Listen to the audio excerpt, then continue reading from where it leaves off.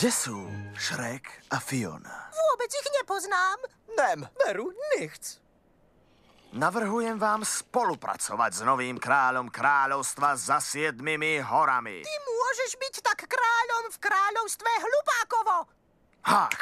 Áno. Tras sa, kekso. Tak spievaj. Perníče. Táta! Utište sa.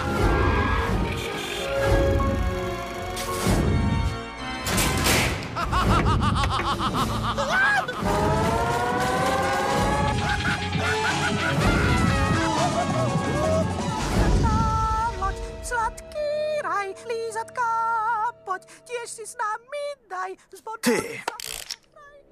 Ty nemôžeš klamať. Tak mi povedz, Pinokio, kde je Shrek? Práve, že neviem, kde nie je. Tak ty mi tvrdíš, že nevieš, kde je Shrek.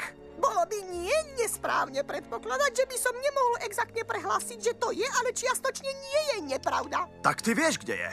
Práve naopak. Pravdepodobne viac či menej nie. Určite odmietam myšlienku bez akejkoľvek stopy pochybnosti, že by som nepopierateľne mal či Prestaň. nemal vedieť, kde by pravdepodobne Shrek nemal byť.